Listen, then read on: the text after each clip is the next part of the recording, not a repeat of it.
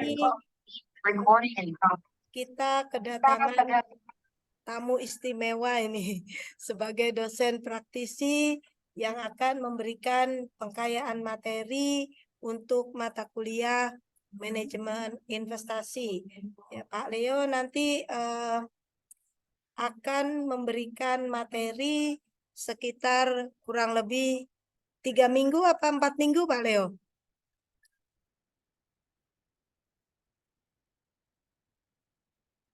Halo? Ya, Oke. jadi kalau dari materi yang berikutnya yang saya sampaikan ke Ibu itu kan ada banyak data ya yang sebenarnya itu untuk anak-anak keuangan untuk stock valuation itu memang penting ya karena valuasi kan tidak hanya dari apa yang terlihat di laporan keuangan, sebenarnya apa yang ada di dalamnya itu mungkin lebih penting. Mungkin itu bisa 2 minggu lah minimal ya. Jadi untuk minggu berikutnya sama minggu berikutnya. Tapi kalau mau ditambah 1 minggu lagi juga nggak apa-apa. Saya insya Allah sepanjang masih ada waktu, saya siap memberi Bu Risna. Terima kasih. Baik, Pak Leo, terima kasih. Jadi dengan materi yang telah disampaikan oleh Pak Leo itu adalah untuk waktu 3 minggu. Tetapi kalau misalkan nanti eh, harus 4 kali, ya nggak apa-apa. Iya, Tapi mohon maaf, Pak Leo, saya mungkin nanti akan konfirmasi dulu ke KPS untuk iya, jumlah pertemuannya. Tapi iya. yang sekarang sekitar 3 atau 4 kali begitu. Oke, baik. Eh, untuk mata kuliah manajemen investasi dan pasar modal, ini jumlah mahasiswanya sekitar ini yang hadir sudah 51, Pak Leo. Jumlah mahasiswanya sekitar 60, Iya. antara 60 70 mungkin ya. Karena ini 2 kelas, Pak. Jadi para Iya. mahasiswa pada malam ini akan diberikan pengkayaan materi untuk mata kuliah manajemen investasi. Pak Leo nanti akan menjelaskan bagaimana menilai saham ya dan juga obligasi ya Pak ya. Nah, sehingga nanti kalian bisa punya tambahan ilmu bagaimana menentukan nilai dari saham dan obligasi. Untuk waktu itu sama dengan perkuliahan kita biasanya. Monggo Pak Leo nanti bisa memberikan perkuliahan mungkin di 1,5 jam atau 1 jam, atau silakan aja nanti bagaimana mekanismenya kami serahkan kepada Pak Leo untuk kelas ini. Apakah langsung bisa tanya jawab ketika Pak Leo menjelaskan, ataukah diselesaikan dulu materinya baru nanti akan ada sesi tanya jawab. Monggo kami ikut saja dengan ini yang menjadi kebijakan dari Pak Leo. Begitu Pak Leo, dan saya kira kita bisa memulai untuk perkuliahan pada malam ini kepada Bapak Dr. Leo Herlambang, dipersilakan, Pak. Ya. Terima kasih Bu Risna. Jadi pada hari ini saya akan eh, menyampaikan ya seputar di praktek-praktek di bidang saham dan obligasi. Memang kalau di obligasi itu memang butuh waktu tersendiri ya, dan saya usahakan untuk mirip dengan eh, apa yang saya alami selama ini ya. Tapi kalau obligasi kan jarang, tapi lebih banyak saham. Nanti sambil jalan kita bisa Anda bisa tanya langsung ya. Kalau bisa saya jawab, saya langsung jawab. Kalau belum bisa, saya sebagai utang saya. Tapi sebelumnya saya akan buka. Bismillahirrahmanirrahim. Assalamualaikum warahmatullahi wabarakatuh. Selamat malam, salam sejahtera untuk kita semua. Dan saya berharap Anda bisa aktif ya. Saya yakin anak-anak UB khususnya dari manajemen bisa aktif di capital market. Ya, mungkin sebagian dari Anda belum mengenal saya. Saya dulu juga alumni dari UB, ya. Saya lulus tahun 92 dan bekerja di Bursa Efek. eh, dan sampai sekarang saya masih aktif di capital market. Mungkin saya langsung ini ya, supaya Anda bisa apa ya, tertarik gitu. Bentar, saya akan masuk di.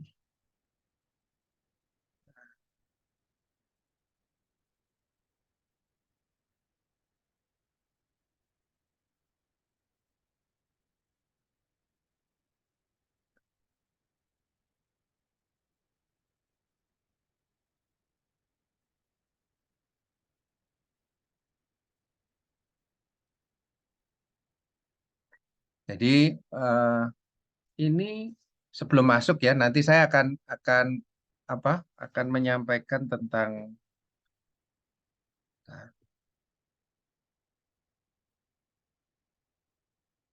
ya.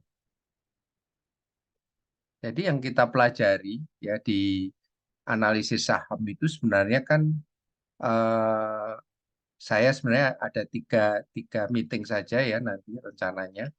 Nah, yang terpenting buat mahasiswa adalah kemampuan membedakan. Sebenarnya ini kalau bahasa saya, menurut pemahaman saya gitu ya, selama saya mempelajari, ya, intinya adalah mahasiswa itu mampu membedakan nilai existing dan eh, berdasar buku, berdasar pasar maupun ekspektasi.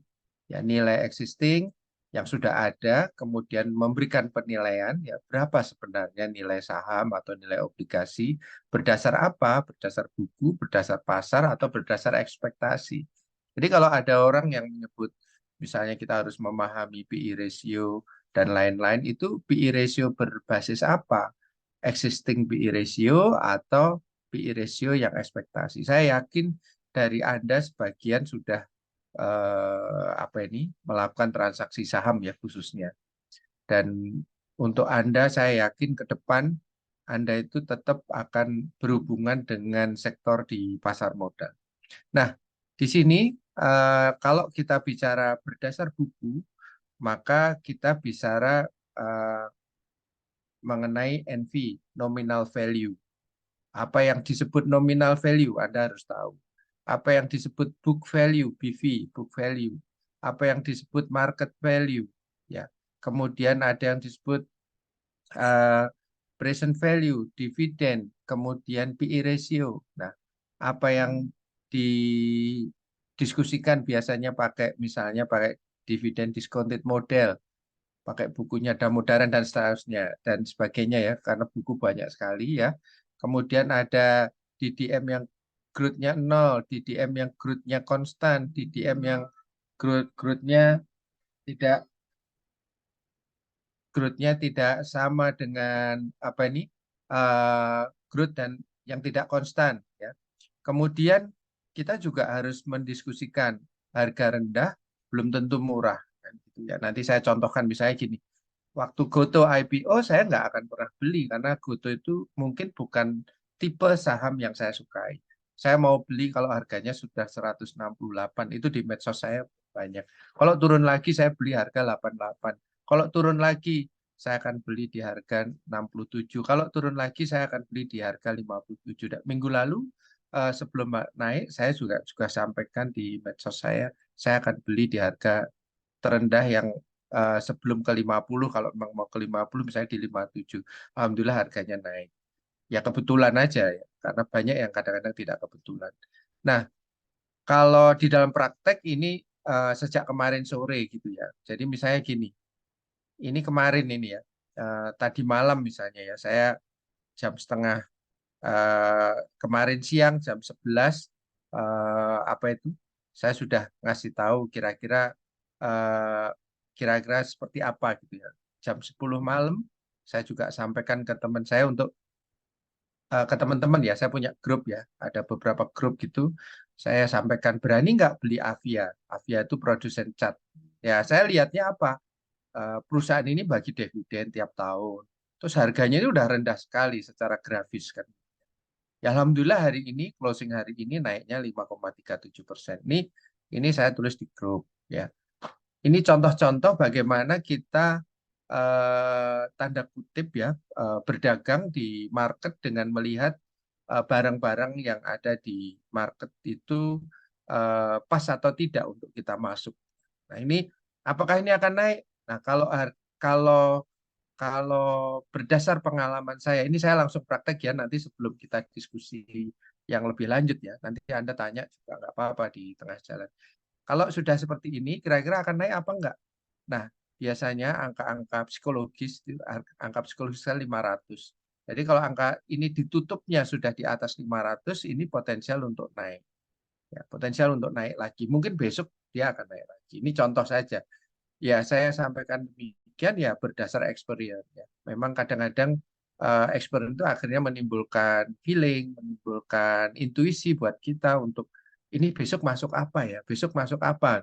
Kadang-kadang itu yang kita kita butuhkan. Tapi itu kan harus lama ya di market harus lama. Begitu juga tadi pagi sebelum ini kelihatan ya. Mohon maaf. Halo, kelihatan full? Terlihat, Pak. Oke, terima kasih. Jelas, Jadi Pak. Kelihatan. Oke, jadi tadi pagi sebelum trading misalnya, saya dapat informasi, misalnya eh, di media yang saya dapat, oh SIG hari ini tadi malam ya beritanya tadi malam ada dia mencatatkan laba 1,7 triliun. Nah, eh, apakah ini menarik apa enggak? Akhirnya saya share tadi pagi sebelum jam trading, saya share juga. Jadi kalau Avia itu saya kirim sejak kemarin.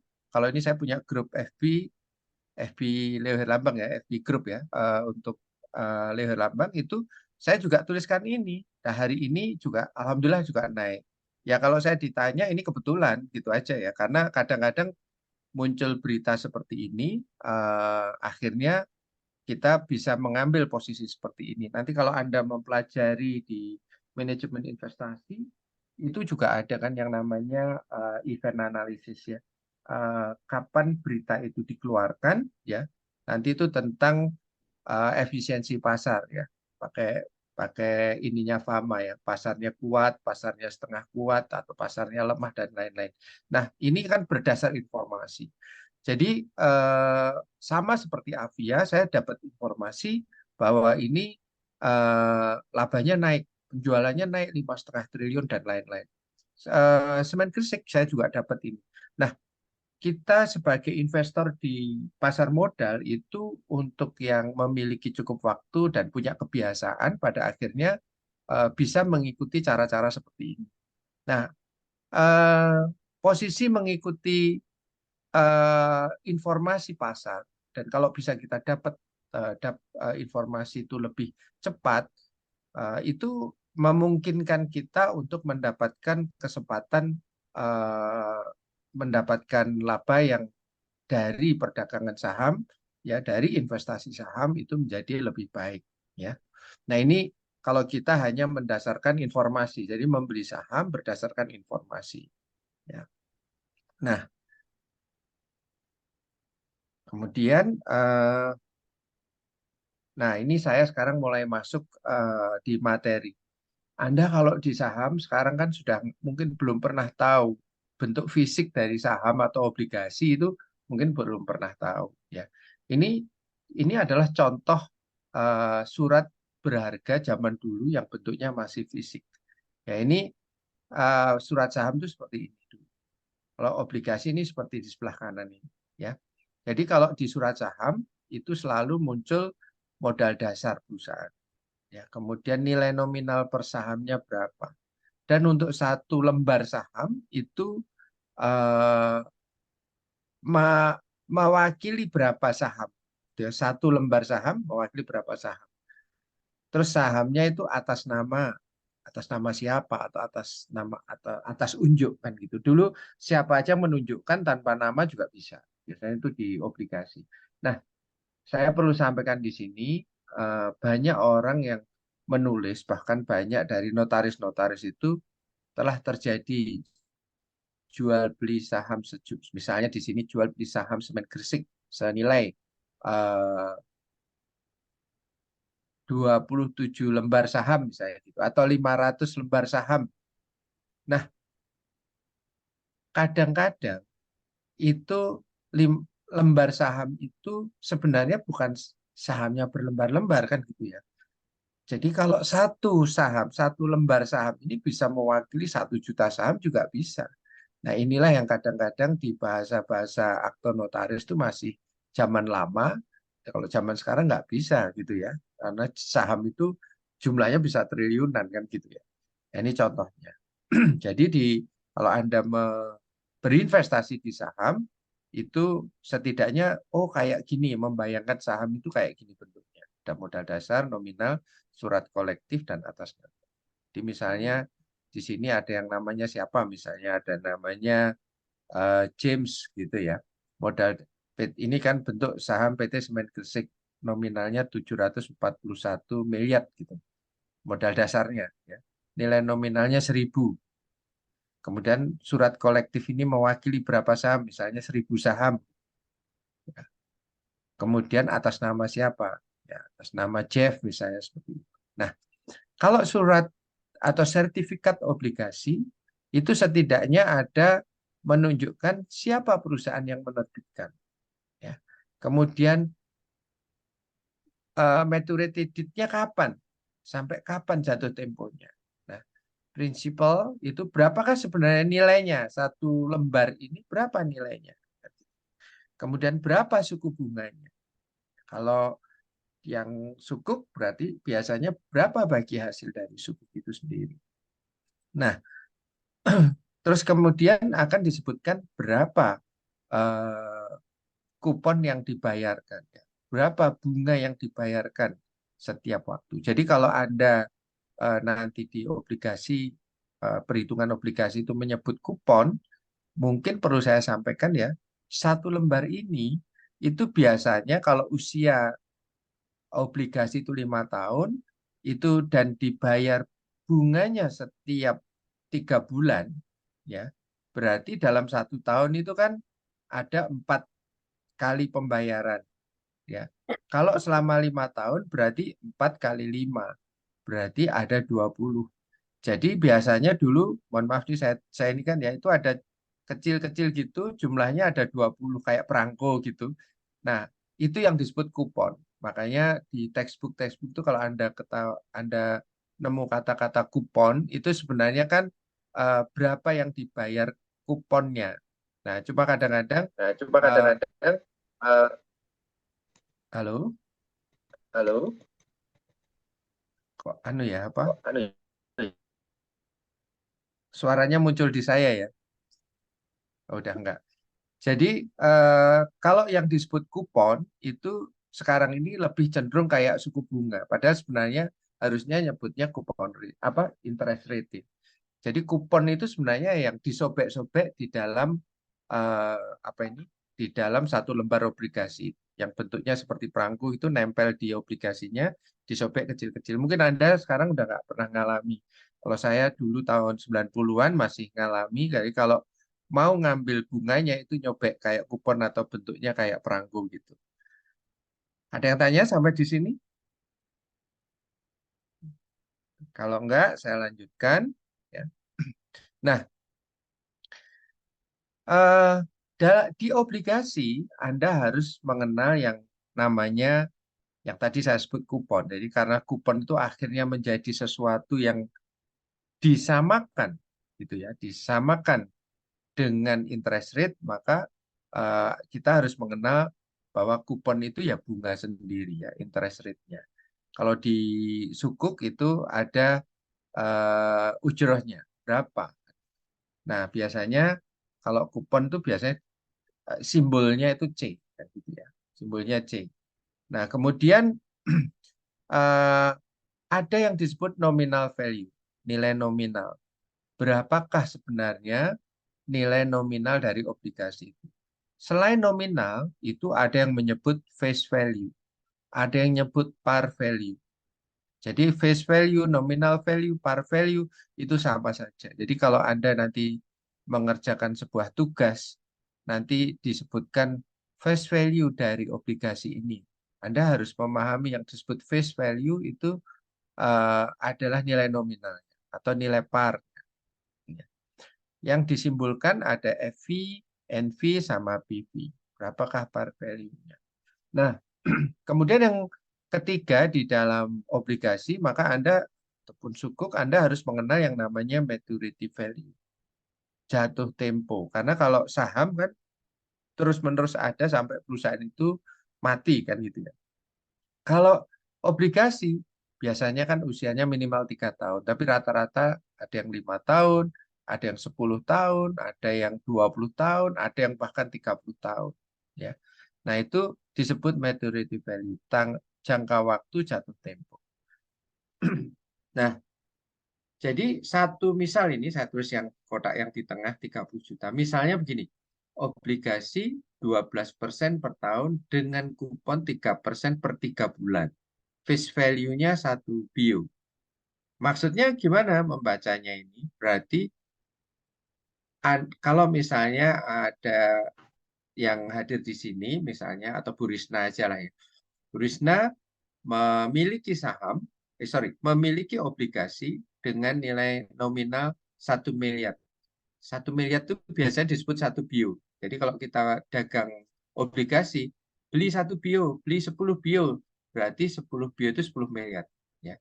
Rata-rata obligasi yang diperdagangkan itu seperti itu, kecuali obligasi retail. Ya.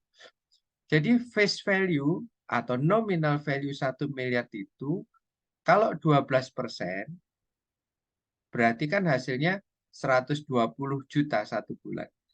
Dibayarnya 3% per 3 bulan. Jadi 12 bagi ininya berarti berapa? Gitu ya. Berarti dia akan menerima 30 juta per 3 bulan. Ya.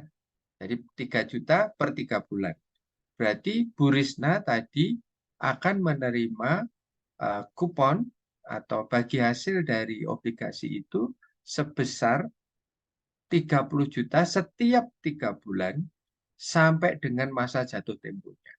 Nah, itu yang disebut kupon. Berapa persen berarti?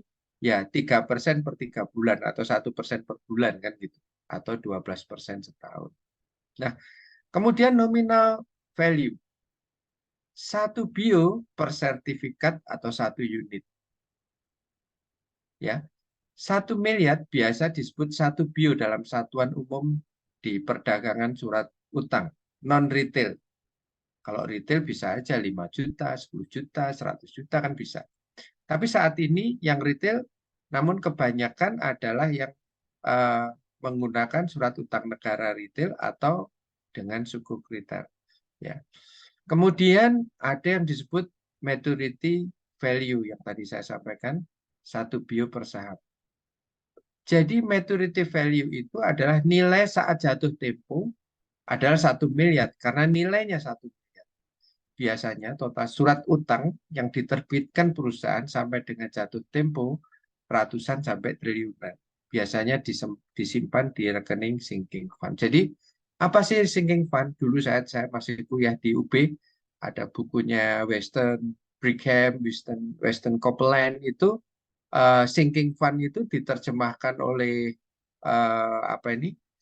percetakan-percetakan di dalam negeri itu diartikan sinking fund itu dana tenggelam.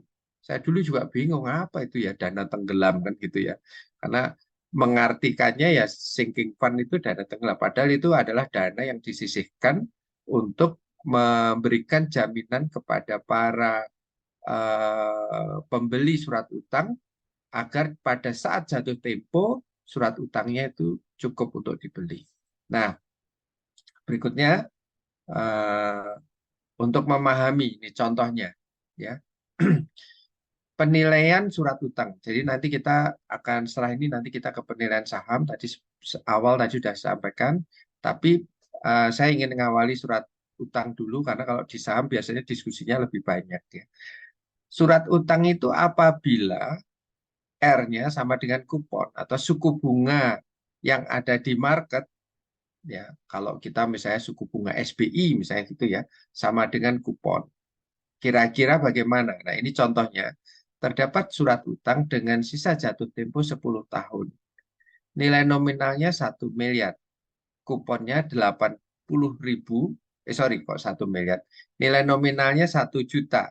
Ini kita anggap ya, nggak usah miliar ya. Nilai nominalnya 1 juta, kuponnya 80.000 per tahun. Berarti kalau kupon 80.000 per tahun dari 1 juta pasti 8%. Kan? Nah, kalau suku bunga saat ini adalah 8% sama dengan kupon obligasi, berapakah harga obligasi saat ini? Jadi bunga pasar saat ini, kalau dulu itu biasanya ditentukan dari suku bunga deposito 5 bank pemerintah misalnya, kalau dulu gitu. Kalau sekarang atau pakai SBI ya. Nah, sekarang ini adalah contoh-contohnya di sini adalah bunga pasar tuh misalnya kita artikan 8%. Maksudnya apa? Kalau investor atau Bu Risna misalnya memiliki obligasi 1 juta, dia menyimpan di deposito dapat 8%, kalau membeli obligasi juga dapat 8%. Nah, kalau terjadi seperti ini, berapakah nilai obligasi? Ya, caranya ngitungnya adalah face value-nya 1 juta, kuponnya 80.000 atau 8% per tahun. Jika suku bunga pasar berarti sama dengan kupon, berarti berapa nilainya? Ya tinggal mengalihkan. Ada 2 cara yang harus kita cari, yaitu pertama, kita mencari nilai sekarang dari nominal yang akan eh, nilai nilai yang akan apa ini? Nilai sekarang dari nominal obligasi. Jadi berapakah 1 juta itu nilai sekarangnya dengan 1 juta? 1 juta untuk 10 tahun sisanya ya, 1 juta dengan suku bunga 8%. Maka akan ketemu nilainya adalah 463. Ya, 463. Kemudian kita setelah itu harus menghitung berapakah nilai sekarang dari anuitas bunga yang kita terima. Karena bunganya 80.000 kan selama 10 tahun, maka kita akan ketemu berapa nilai sekarang dari anuitas kupon itu. Ya. Berapa nilai sekarang dari anuitas kupon itu.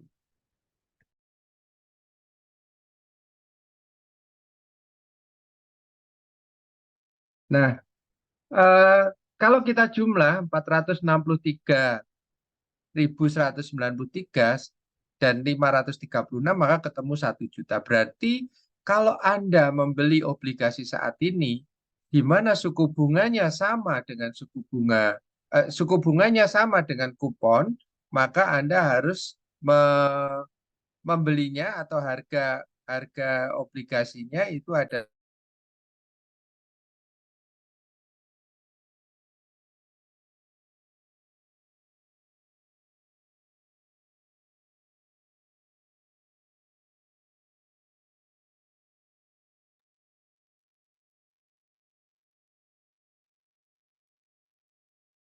Kemudian bagaimana kalau tadi kan sama ya, suku bunga pasar sama dengan kuponnya itu sama. Jadi kalau bagaimana dengan apa kalau suku bunga pasarnya itu lebih besar daripada kuponnya ya. Jadi ini adalah R-nya, suku bunga pasar. Kalau Anda nyimpan di deposito atau suku bunga dalam arti SBI dan misalnya seperti itu lebih besar dari kupon misalnya itu. Dari bunga yang kita dapat dari obligasi itu.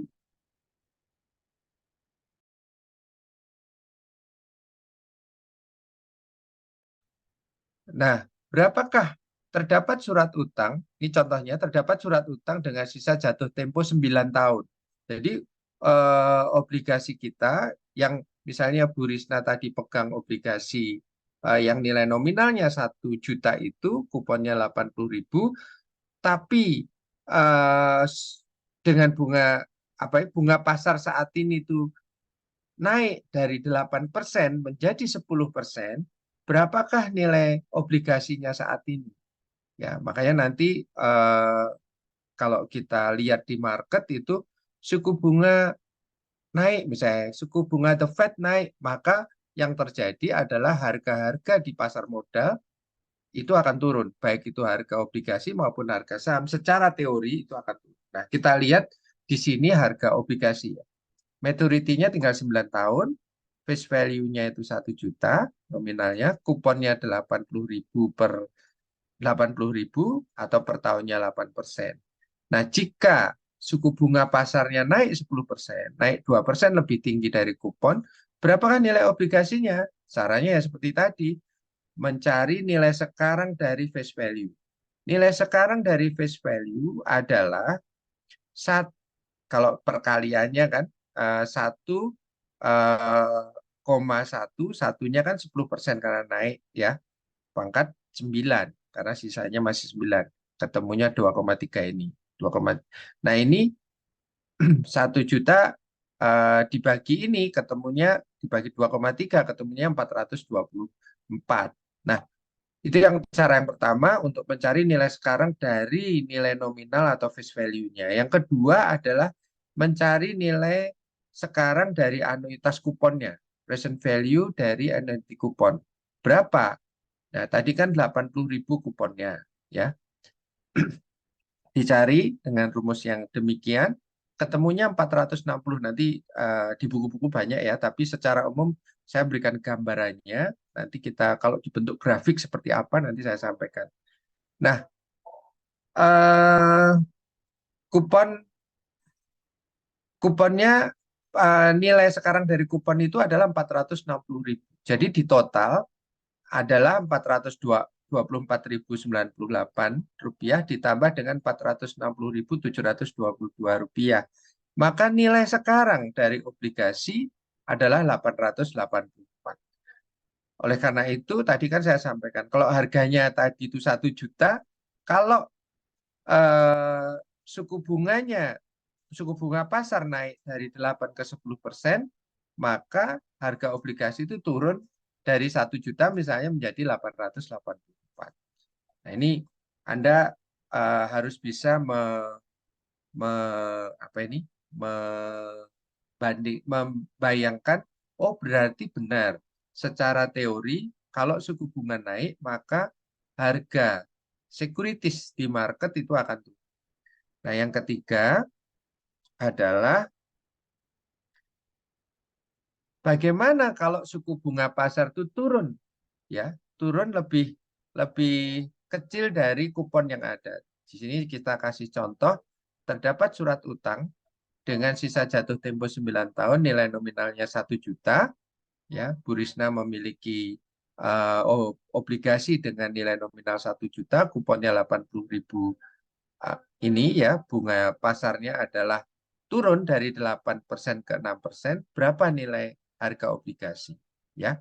Nah, kita udah tahu maturity-nya 9 tahun, face value-nya 1 juta, kuponnya 80 atau 8%. Nah, suku bunganya turun dari 8 menjadi 6%, ya. Berapakah nilai obligasinya? Nah, caranya seperti tadi, 2. Maka kita harus menghitung nilai sekarang dari face value atau nominal value-nya. Maka nilai 1 juta dibagi dengan 1,6, ketemunya ini 1,6 pangkat 9, ketemunya 1,6, ya, 591.898, ya. Yang kedua adalah mencari nilai sekarang dari anuitas kupon, ya. Nah, ketemunya adalah 544.135, ya. Nanti Anda hitung secara ini ya, Anda langsung bermain di Excel ya, nanti Anda bisa. Berapakah nilai harga obligasinya? 1.136.034 rupiah. Jadi ini juga sesuai dengan teori yang ada. Ketika suku bunga turun, maka harga sekuritas baik obligasi maupun saham itu secara umum, secara teori maka mengalami kenaikan. Jadi jangan terbalik-balik ya. Dulu saya waktu masih mahasiswa juga mengalami hal yang sama untuk memahami apa sih kuponnya ini, apa bedanya kupon sama R gitu. R itu kadang-kadang dianggap juga sebagai suku bunga, padahal bukan suku bunga dari obligasinya, tapi suku bunga pasar. Makanya untuk membedakan gambarannya seperti itu. Jadi contoh 3 ini tadi untuk mempermudah Anda semua memahami penilaian dari obligasi itu sendiri. Ya, jadi dimulai dari tahun pertama sisa obligasi. Misalnya Bu Risma tadi memiliki uang 1 juta dengan kupon 80.000 per tahun, berarti ekuivalen dengan 8% setahun. Nah, kemudian kalau suku bunga setelah membeli itu tahun kedua suku bunganya naik, maka harga obligasi turun. Tapi nilainya tetap saja kalau Bu Risna tidak menjual ya nggak apa-apa. Ya. Tapi kalau yang berikutnya, ketika ternyata 1 tahun kemudian suku bunganya itu turun, suku bunga pasarnya turun, dan kupon kita tetap, maka harga obligasi itu yang dipegang itu bisa naik. Ya, naiknya berarti malah kalau dipegang, kalau di rata-rata untungnya jadi berapa? 13,6% gitu ya, dari kenaikan ini saja sebelum dijual. Itu kira-kira gambarannya demikian. Nah, menggambarkannya di dalam di dalam grafis seperti apa? Nah, biasanya kita itu paling mudah itu menggambarkan dengan grafis, karena dengan menggambar itu biasanya kita akan lebih cepat memahami eh, oh yang dimaksud seperti itu. Jadi ini tabel yang kiri atas ya. Ini yang vertikal itu adalah harga obligasi. Yang mendatar itu suku bunga. Jadi ketika suku bunganya 5%, harganya tinggi. Suku bunganya naik 8%, harganya turun. 10% harganya turun. Nah, kalau ketika 8% yang contoh tadi, $1.000 misalnya, 8%. Itu persis di sini. Ketika turun suku bunganya naik 10%, maka harganya turun 810. Ya, jadi itu gambaran mengenai bagaimana sebuah harga obligasi, penilaian obligasi. Kalau nanti kita kan belajar harga saham, sebenarnya hampir sama dengan yang ada. Tapi ini kan teori ya, nanti di praktek bisa berubah-ubah. Tergantung dari obligasi itu yang menerbitkan siapa, kemudian grade-nya berapa, dan lain-lain. Nah, yang sebelah kanan ini adalah menggambarkan yang vertikal itu adalah harga obligasi, yang mendatar itu adalah waktu. Di sini menggambarkan bahwa semakin lama waktu atau maturitasnya, kalau kalau kalau 5 tahun gini, 10 tahun gini, 15 tahun begini, sampai 30 tahun. Biasanya, nah ini di soal-soal sering keluar gitu ya, kalau kita ngambil standar profesi. Itu kadang-kadang jika harga saham mengalami kenaikan, jika waktu sebuah obligasi itu diterbitkan, maturity-nya panjang, maka harga obligasi akan, nah itu jawabannya pasti naik kan, di sini naik. Nah, ini kira-kira apa yang garis di sini? Di sini adalah garis harga untuk obligasi diskonto ya, dijual dengan imbal hasil hingga jatuh tempo misalnya 11. Di sini disebutkan 11,3%. Nah, ini tanggal jatuh temponya 30 tahun di sini. Kalau yang di atas ini apa? Harga obligasi untuk obligasi ya yang dijual premium. Nah, ini kadang-kadang pembahasan dari yang menerjemahkan itu kadang-kadang menyulitkan kita sebagai mahasiswa. Anda ya, kalau saya dulu zaman saya itu menyulitkan gitu ya. Jadi ini adalah mohon maaf, yang garis datar itu adalah harga obligasi yang dijual pada harga 1.000. Yang di atas harga 1.000 ini adalah harga obligasi yang dijual premium. Maksudnya premium itu harganya dijual di atas nilai nominal. Ya.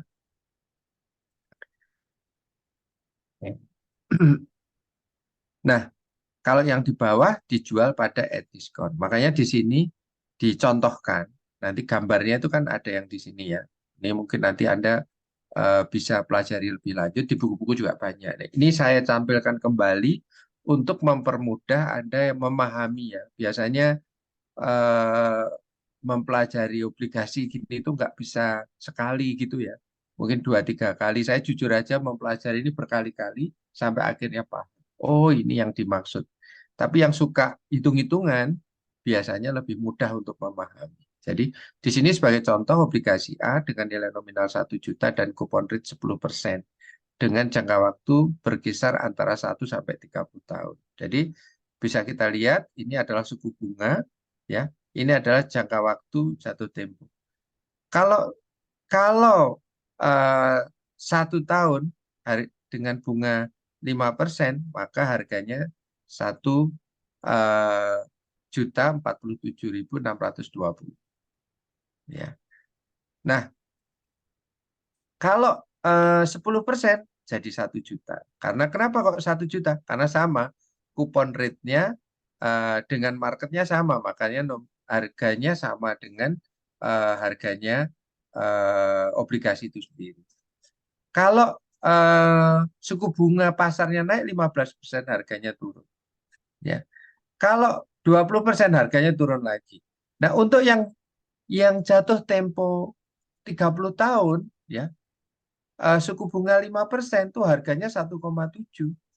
Ya, sangat berbeda dengan yang jangka waktu jatuh temponya hanya 1 tahun. Sangat berbeda jauh sekali, hampir 70%-nya kan, 75%-nya.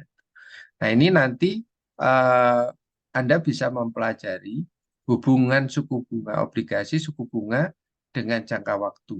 Ya, nanti dipelajari di sini nanti akan ketemu berapa sebenarnya angka-angkanya. Ya, oke, saya lanjutkan. Nah, eh, di perdagangan obligasi sering kita akan mendapati pertanyaan-pertanyaan berapa sebenarnya current yield-nya kan. Nah, ini sebagai contoh, terdapat surat utang dengan sisa jatuh tempo 6 tahun. Nilai nominalnya 1 juta, kuponnya 8% atau 80.000 per tahun. Ditawarkan broker jual, misalnya saya yang menjual, harganya 955 140. Berapakah current yield dan yield to maturity-nya? Ya.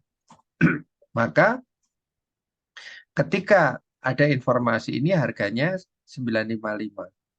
Broker penjual ya yang menawarkan harga 955. Berapakah tingkat keuntungan obligasi saat ini atau yang disebut current yield jika dipegang sampai jatuh tempo? Akan ketahuan current yield-nya yaitu 80.000 atau 8% tadi, kalau dalam persentase, 80.000 dibagi dengan 955.000, maka ketemunya disebut yield. Ya, current yield disebutlah current yield. Ini ketemunya 8,3% per tahun. Jadi kalau Anda membeli obligasi dengan harga yang lebih murah, maka sebenarnya yield Anda itu akan lebih tinggi. Ini kan 8,3% per tahun. Kalau Anda eh, mendasarkan atau belinya di awal, itu 8% dapat. Nah, kemudian kita membuat perhitungannya. Berapakah yield to maturity-nya? Nah, yield to maturity-nya ketemunya 9%. Ya, dari mana nanti? Ya pakai angka eh, coba-coba nanti ketemunya berapa? Nah, ketemunya ini pakai trial and error. Nanti akan ketemu di angka 9%. Caranya sama seperti tadi, yaitu menghitung present value dari nominal value atau face value-nya, dan yang kedua menghitung dari nilai nominal anuitas dari kupon. Akan ketemu. Ya, kalau ini kita nyoba pakai 9% langsung ya, kan harus coba-coba ya. Oke, jadi dengan cara seperti ini maka kita bisa menemukan berapa sebenarnya kalau obligasi yang saya beli di harga 955.000 itu saya pegang sampai jatuh tempo 6 tahun lagi kan gitu. Termasuk yield to maturity. Nah, di obligasi itu Yang tadi saya sebutkan ada kriteria ini, ada di buku juga banyak ini ya, ada kriteria-kriteria untuk melakukan rating. Ya, kriterianya apa? Eh, Misalnya di sini EBIT dibagi bunga berapa kali, dia akan masuk kategori triple A, ya. Ada yang double ada yang triple B, ada yang double B, ada yang B, ada yang triple C. Kalau di bawah triple C itu berarti sudah orang menyebutnya junk bond gitu, obligasi sampah misalnya seperti itu. Nah, kemudian EBITDA dibanding bunganya berapa kali, ya. Kemudian arus kas bersih dibanding total utangnya, ya. Nah, kalau orang di syariah itu berapakah sebenarnya utang jangka panjang dibagi modalnya? Berapakah total utang dibanding total modalnya? Nah, itu biasanya kadang-kadang seperti itu. Nah, lembaga-lembaga yang lain itu ada yang melakukan rating, dari sebagai rating agency ada Moody's, ada Fitch, ada S&P, kalau di Indonesia ada Pevindo dan lain-lain. Nah, ada yang ininya sebagai yang high grade, highest grade, ya, itu ada yang triple A, ada yang very high grade dan seterusnya. Oke. Nah, banyak di antara kita yang kadang-kadang belum tahu apa sih sebenarnya eh, harga. Kalau harga saham mungkin Anda mudah ya, tapi kalau harga obligasi itu gimana bacanya kan gitu ya. Jadi kalau ini contoh saja ya, ini contoh tahun 2019 ya. Ini ada kode obligasi pemerintah. Obligasi pemerintah itu ini misalnya kodenya FR0077. Itu berarti fixed rate, F itu FR, ini saya tulis di sini, fixed rate, ya. Kalau TTM itu time to maturity, ya. Dan price. Tentunya di sini adalah price-nya, ya. Nah,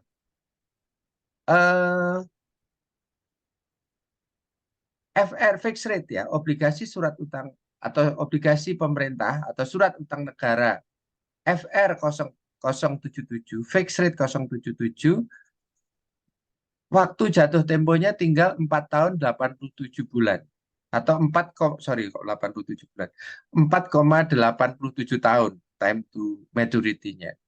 Kuponnya 8,125%. Harganya hari ini misalnya today, itu 105,8083 poin. Biasanya gini nih nyebutnya, membacanya 105,8083 poin. Harga hari ini. Harga kemarin 105,5478. Ini menunjukkan apa? Harga hari ini lebih tinggi dari harga kemarin. Harga hari ini 105,8 poin, harga kemarin 105,5 poin. Harga minggu lalu 105,18 poin. Harga bulan lalu 102. Nah, ini menunjukkan berarti kalau saya ini menebak dari data ini, berarti dalam jangka waktu sebulan terakhir, suku bunga itu kemungkinan mengalami penurunan, sehingga harga obligasi itu naiknya cukup signifikan dari 102,7, Marah jahat, 102. ninggalin aku sendiri. Mana lagi ya? Ada. Marah. Mau ninggalin lo sendiri? Iya. Oh, gue. Iya. Enggak. Lo ninggalin gue, Bang. Halo? Halo? Ya. Pak mana ya? Halo, Mbak. Minta tolong untuk ininya bisa. Ya, apa bisa di-unmute ya? Di-mute ya semua peserta dulu sementara. Oke, saya lanjutkan. Jadi kita bisa lihat harga hari ini 105, harga 105,8, harga bulan lalu 102,7, itu menunjukkan ya, menunjukkan bahwa ada kenaikan hampir berapa persen nih? 105,8 dikurangi 102,7 itu kan kurang lebih 2,1%. Itu luar biasa kalau Anda punya 1 miliar itu kenaikan harganya saja itu ekuivalen dengan 2,1% kali 1 miliar misalnya. Berarti 21 juta kita dapat kenaikan dari 1 miliar dalam 1 bulan kan gitu. Ini contohnya dari harga saham. Harga obligasi. Nah, kalau baca yang berikutnya ya gitu sama. FR 0078 time to maturity-nya berarti sisa jatuh temponya masih 9,87 tahun. Kuponnya 8,25%.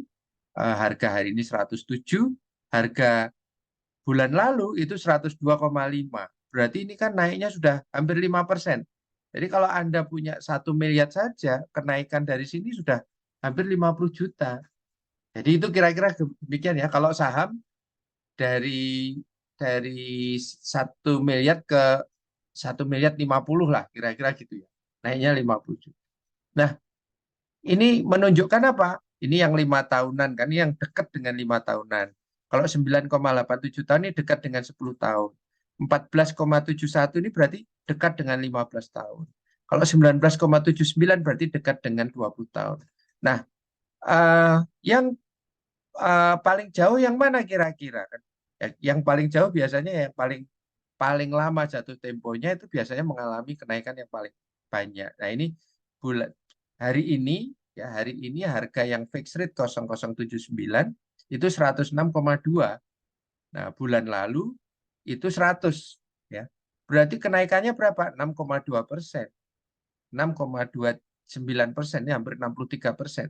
Jadi kalau misalnya Anda pegang 1 miliar dalam 1 bulan itu keuntungannya 63 juta. Kira-kira demikian gambarkannya ya.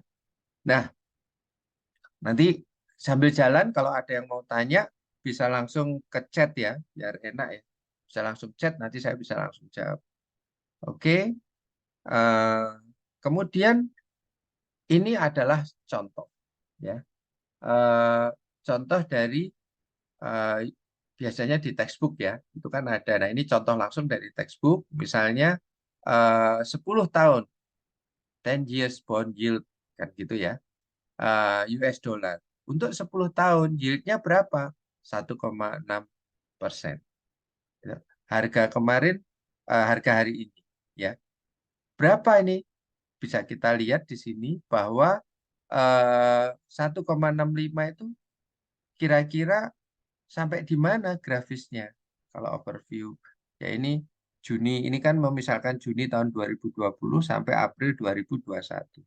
Jadi kenaikannya itu yieldnya sampai seperti ini. Berarti orang yang memegang obligasi itu akan mendapatkan yield yang lumayan tinggi selama periode ini. Jadi ini ada yang US apa ini?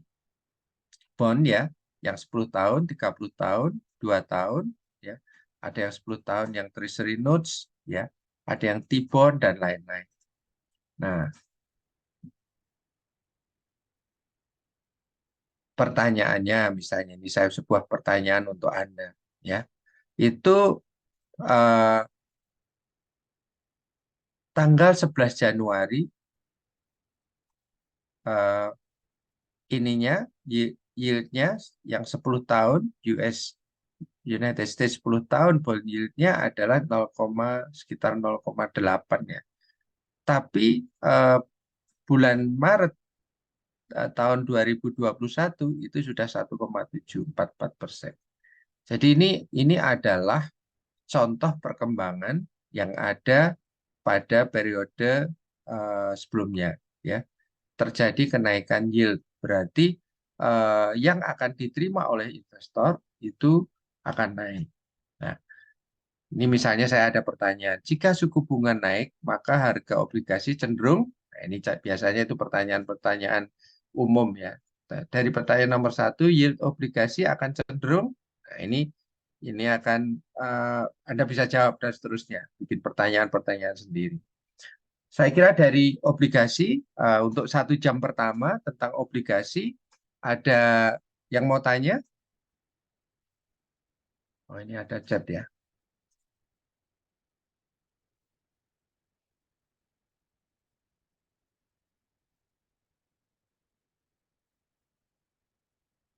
Monica, izin bertanya Pak, bagaimana cara memperhitungkan perubahan tingkat suku bunga saat menghitung harga obligasi dengan premi dan diskon yang memiliki jatuh tempo yang berbeda? Ya, caranya seperti tadi ya. Jadi ketika harga obligasi saat itu berapa gitu. Anda sebagai apa dulu ya ini? Anda sebagai investor yang mau beli atau Anda sebagai orang yang mau jual, ya investor yang mau jual, ataukah Anda sebagai perantara pedagang jualnya? Nah, itu akan bisa menghitung, bahkan pakai Excel itu bisa langsung dihitung, Mbak Monica, ya. Ini pertanyaan Anda kan harus praktek ya. Jadi contoh-contohnya tadi udah saya sampaikan. Anda bisa menghitung sendiri harga obligasi yang premi bagaimana, yang diskon bagaimana. Harga saya sampaikan tadi udah ada contoh gambarnya ya di grafis tadi. Harga obligasi premi itu pasti harganya di atas 100. Ya. Obligasi itu harga jual belinya itu nominal itu sama dengan 100. Jadi ketika atau poin ya 100 poin. Jadi kalau kita misalnya beli satu apa ini harganya 100 poin itu Anda punya uang 1 miliar berarti Anda membeli itu dengan uang cashnya itu 1 miliar rupiah. Kalau harganya 110 gitu ya, maka ketika Anda membeli Anda harus membelinya kalau nominalnya 1 miliar harganya 110 maka Anda harus membeli satu lembar yang nilainya 1 miliar tadi 1 miliar 100 juta. Nah, nanti ngitungnya bagaimana gitu ya. Nah, apakah nah ini dengan Mbak Monica harus paham tadi saya sampaikan antara suku bunga yang menempel di surat obligasi dengan suku bunga pasar. Jadi antara R dan C yang tadi saya sampaikan di depan ya. Saya ulangi ya, mungkin biar gampang saya ulangi di depan supaya nggak ini ya. Karena mempelajari obligasi itu agak sedikit lebih sulit dibanding memahami di saham ya. Nah, ini. Jadi ini disebut interest rate ya. Suku bunga yang tercantum di kayak deposito ya. Jadi satu lembar itu tertulis di situ berapa. Kalau sekarang kan sudah nggak ada lembarannya ya. Kertasnya sudah nggak ada. Sekarang langsung belinya di market ada harganya semua. Nah, nanti Anda harga nyatetnya mencari ininya ya begini. Kalau yang apa ini biar nggak bingung ya misalnya tadi kan Anda kalau pas ini kan gini terdapat surat utang yang sisa jatuh temponya 9 tahun nilai nominalnya 1 miliar kuponnya 80.000 per tahun atau 8% kan di sini ya. Nah pada saat itu suku bunga pasar ini kan bunga pasar naik dari 8 ke 10%. Berapakah nilai obligasi? Jika awalnya obligasi pada saat Mbak Monica beli itu harganya 1 juta, bunganya 80.000 per tahun atau 8% per tahun, maka saya hitung di atasnya biar nggak bingung ya. Ini Mbak Monica contohnya. Kalau tadi yang saya contohkan kan Bu Risna. Jadi kalau ini Mbak Monica punya uang 1 juta, bunganya 80.000 per tahun atau kita hitung kan 8%. Jika suku bunga pasarnya 8%, kalau Anda mencari di market itu 8%, ya, atau disimbolkan R, dan Anda kuponnya punya 8%, maka ketemunya ya harga beli sama harga jualnya, harga nominalnya sama harga obligasinya sama 1 juta. Ini 1 juta, ininya 1 juta. Nah, tadi saya contohkan kalau R-nya naik, suku bunganya pasar naik, maka bagaimana? Suku bunga apa nih? Bunga di dalam obligasi kan tetap 8%. Cuma suku bunga pasarnya R marketnya naik 10% atau naik 2% lebih tinggi. Nah, biasanya itu dalam situ pasti harga obligasinya turun. Kalau Mbak Monica tahun lalu beli satu lembar misalnya, satu unit obligasi itu 100 juta, satu lembar itu 1 juta, maka tahun depan atau ya tahun depan itu harganya tinggal 884.000. Jadi kalau misalnya Bu Risna tahun lalu misalnya membeli 1 juta, bunganya 80.000, tahun ini Mbak Monica yang menjadi pembeli, ketika Bu Risna menjual, itu bukan 1 juta, nggak ada yang beli kalau 1 juta, karena harga teoritisnya di market tinggal 884.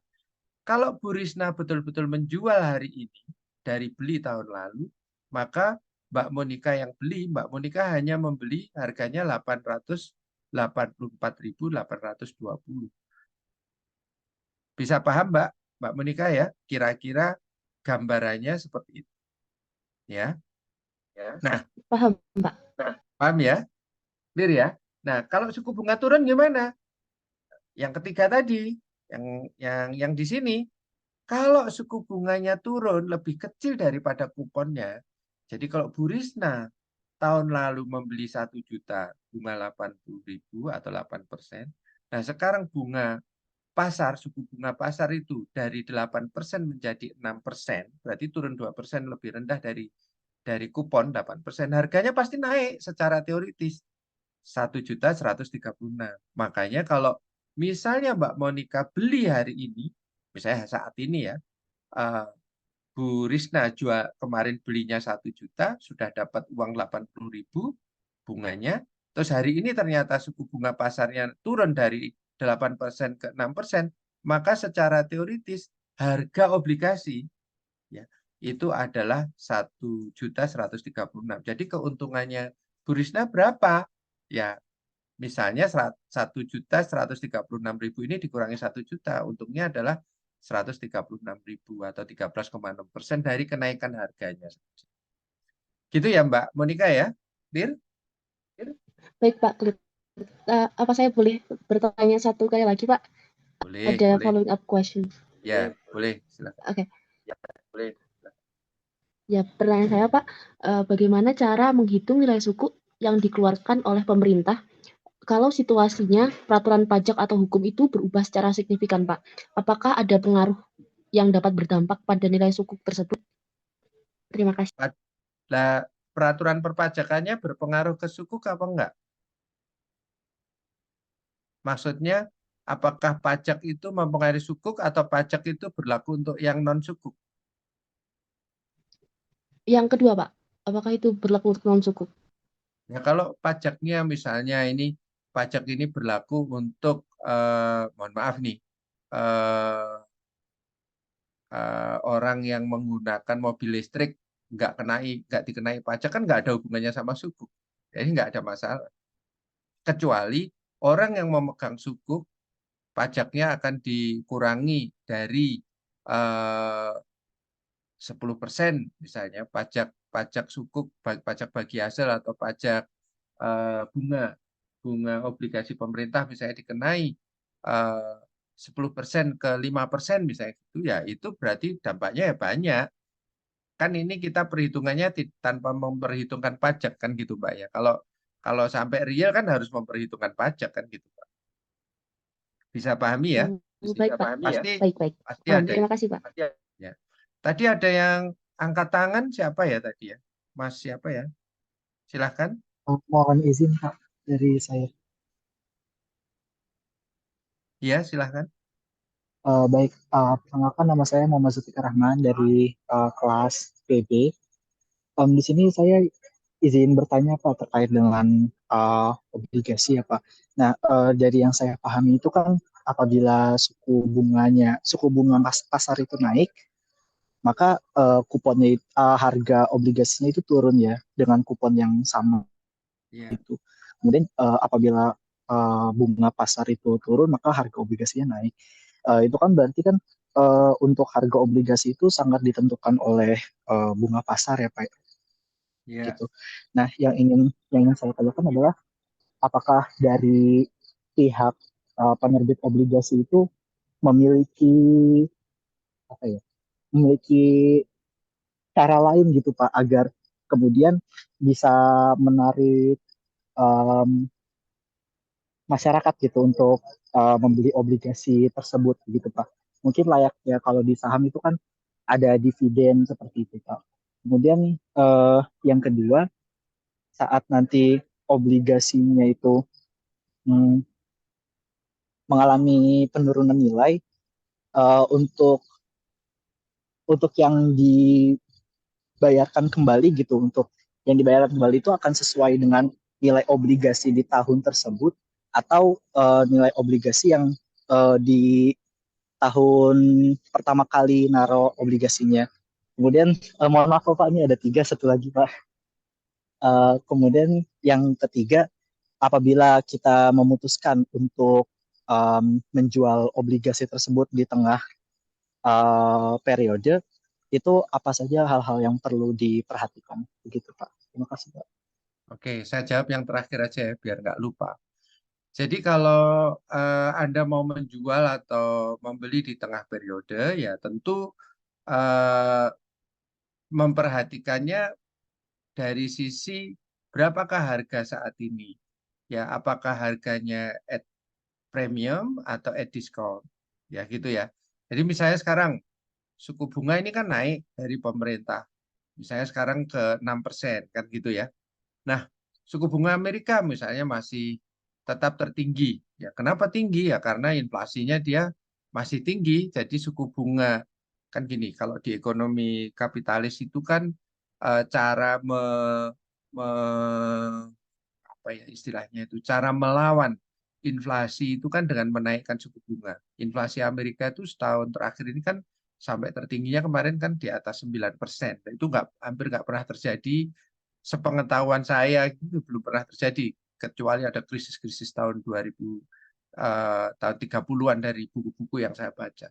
Nah, karena inflasinya tinggi, maka pemerintah Amerika, dalam hal ini The Fed-nya itu melakukan eh, menaikkan suku bunga. Dulu kan dimulai dari mungkin dari 1%, dinaikkan 1,5%. Oh, inflasinya kok naik terus? Ketika dinaikkan 2%, inflasinya naik terus sampai eh, kasus kemarin itu, eh, saya punya materi lain ya untuk menjelaskan itu. Itu sebenarnya di sesi yang mungkin agak agak lebih lebih ke ekonomi gitu ya, analisis ekonomi. Intinya apa? Ketika Anda menjual atau membeli, itu berarti harus melihat time to buy. Jadi kalau Anda melihat suku bunga ke depan ini mau naik, pasti bunga ini akan turun. Nah, nanti Anda akan membeli yang kira-kira setelah Anda membeli pada saat suku bunga naik, berarti harganya at discount, itu kira-kira Anda akan beli untuk obligasi yang jatuh temponya kapan gitu ya. Nah, kalau ini contohnya. Surat utang negara tahun 2008, 2009 ketika terjadi krisis, itu harga obligasinya, surat utang negara itu, jadi kalau satu lembar itu misalnya 1 miliar, harganya itu tinggal 60. Kalau harganya 1 miliar, nilainya bunganya 10% gitu ya, harganya 1 miliar saat diterbitkan.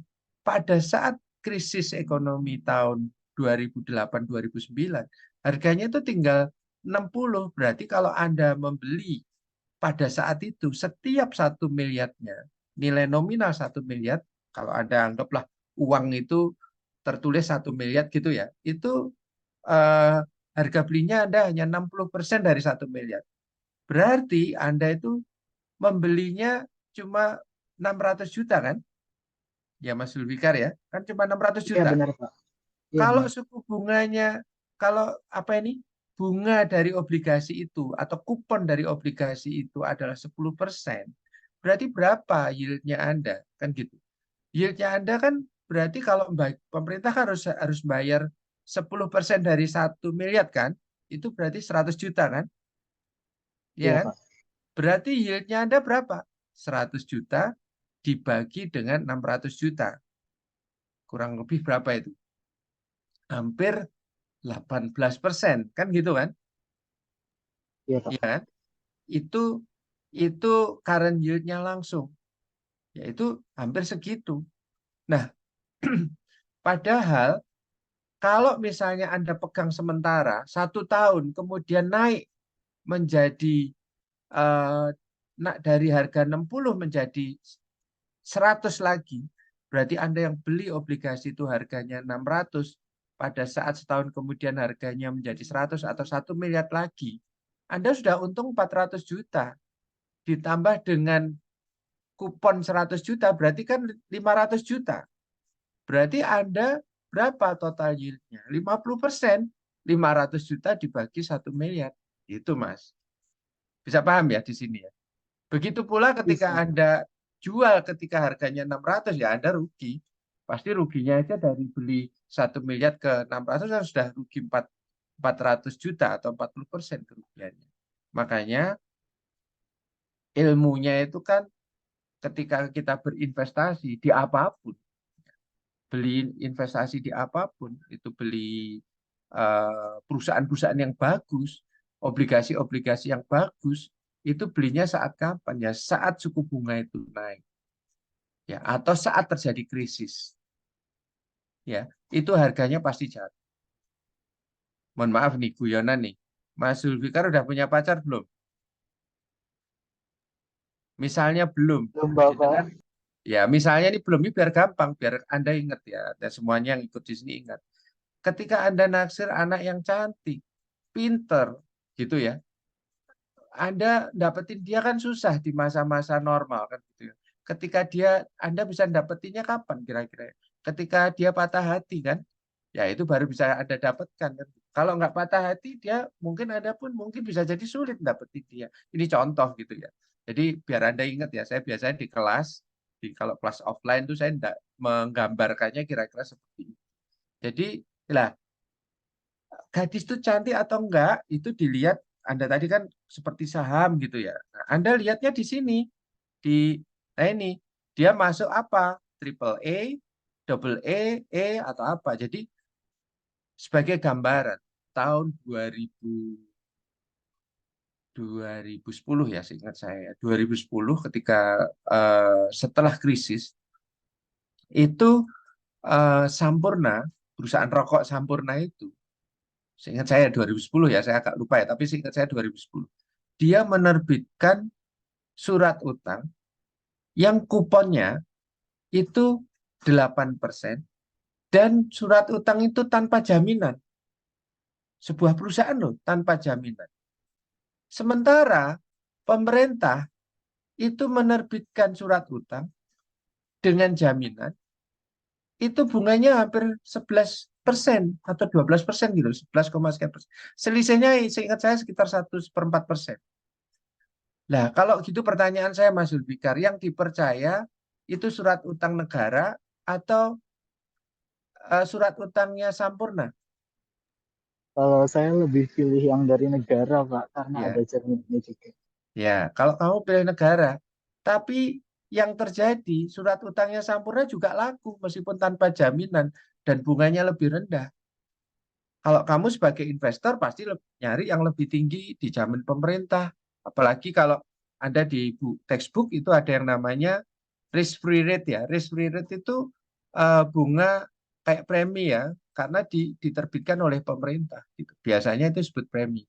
Risk free rate itu premium rate lah, istilahnya seperti itu.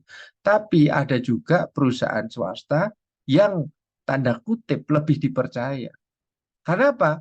Dia sebagai perusahaan menerbitkan surat utang bunganya hanya 10% tanpa jaminan, sementara negara nerbitkannya 11% dengan jaminan. Berarti surat Sampurna itu lebih dipercaya dibanding negara. Kira-kira seperti itu di dalam praktek loh ya. Tapi kalau di textbook kan yang tadi saya sebutkan ada yang disebut dengan risk free rate atau yang disebut premium. Bisa clear ya Mas ya? Pertanyaan Anda yang nomor 3 sampai lupa saya. Pertanyaan nomor 2 tadi apa ya? Intinya apa ya kira-kira?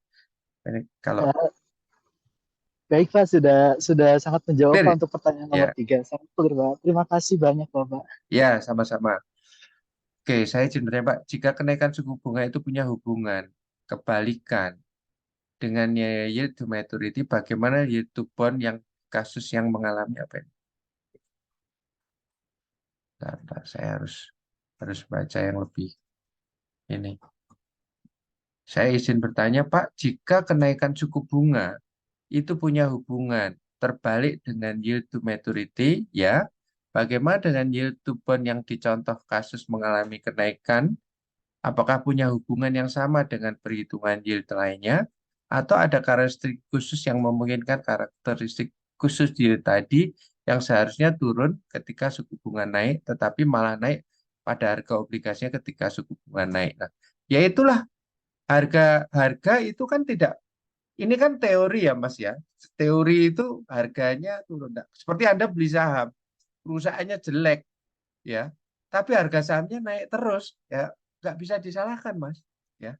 Nah, di obligasi juga demikian. Kadang-kadang yang namanya investor itu juga tidak apa ya, kadang ada yang tidak rasional. Jadi, tapi secara umum, kita bicara umum ya, nggak bicara kekhususan-kekhususan gitu kalau di obligasi. Secara umum itu ketika suku bunga pasar itu mengalami penurunan, biasanya harga obligasi itu tetap mengalami kenaikan dan sebaliknya. Kira-kira demikian. Oke. Ada yang lain yang bertanya? Halo? Kalau tidak, ini sudah 1,5 jam ya. Nanti nanti sahamnya malah nggak ke apa nggak kesampaian gitu ya. Tapi nanti minggu depan 2 minggu apa ini dua pertemuan ke depan, nanti saya akan kasih contoh mengenai kasus ya.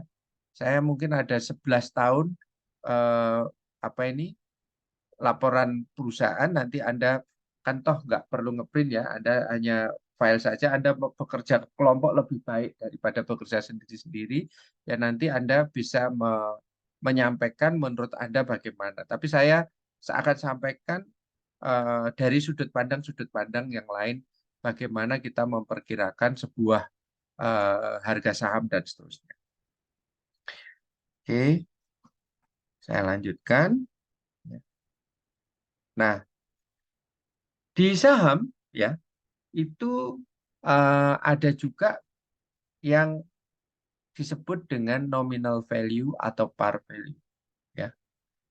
Ada juga yang disebut book value. Ada juga yang disebut market value. Makanya tadi saya sampaikan di awal di halaman depan yang ada gambar saya itu, Anda harus bisa memahami ini dulu. Yang ini kadang-kadang dalam praktek tidak mudah. Saya pun ngajari anak saya sampai bolak-balik sehingga dia memahami apa yang disebut dengan nominal value, book value, market value itu apa. Ya.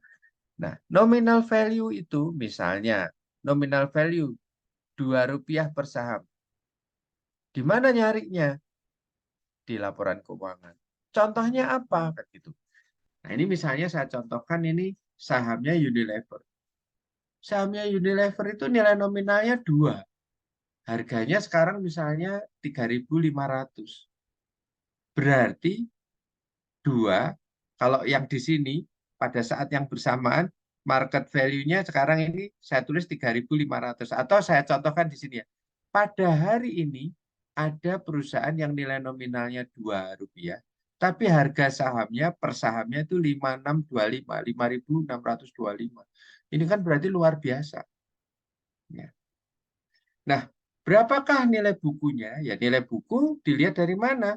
Lihat di catatan laporan keuangan, hitunglah nilai ekuitasnya dibagi dengan jumlah saham yang beredar, yang biasanya disebut juga outstanding shares. Jadi akan ketemu, ya. Misalnya jumlah saham beredarnya 1 juta saham, kemudian ekuitasnya misalnya 1 miliar, ya berarti 1 miliar dibagi 1 juta.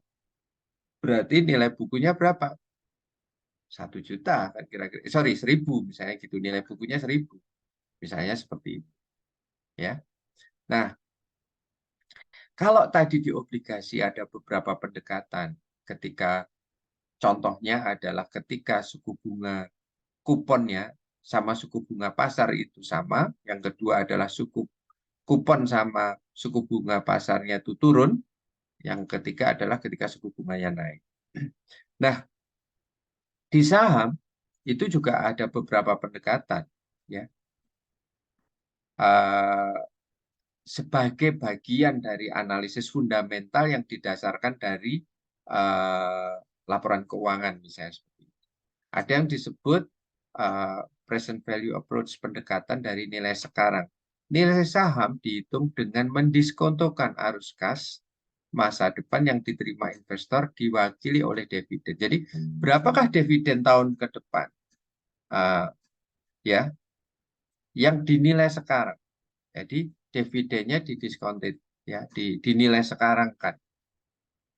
Nanti ada yang bertanya, Pak, kalau begitu ada nggak yang apa itu kalau perusahaan nggak pernah bagi dividen, Pak? Ya, misalnya ini di sini ada perusahaan bagus nggak pernah bagi dividen misalnya, MDKA itu Merdeka Coopers itu ya, yang di Banyuwangi, perusahaan induknya di sana itu. Dia perusahaannya bagus tapi nggak pernah bagi dividen. Bisa di present value nggak? Ya raiso nggak bagi dividen kan gitu ya. Nah, tapi bisa dengan cara apa? Mengestimasi. Oh, sekarang belum bagi dividen. Tahun depan mungkin karena labanya banyak, dia akan bagi dividen. Bisa juga dihitung secara estimasi. Ya. Kemudian menghitung PE ratio. Rasio harga ya dibanding dengan laba bersih per saham. Yaitu menunjukkan seberapa besar investor menilai harga saham dari kelipatan laba yang dilaporkan perusahaan. Ya, price divide to EPS-nya. Harga per lembar saham dibagi dengan laba bersih per saham. Nah, ini contoh-contoh. Nah, ini sebenarnya ini materi-materi lama saya ya, yang saya buat tahun 2021-an ya. Nah, ini saya kasih contoh di sini adalah contoh praktek investasi saham Unilever. Pada saat itu ya, ini April ya, 5 April tahun 2021 saya. Nah,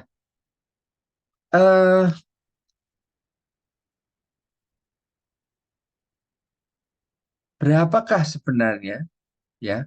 Kita akan menghitung. Ini kan dividennya. Dividen tahun 2018 ya. 2017 ya.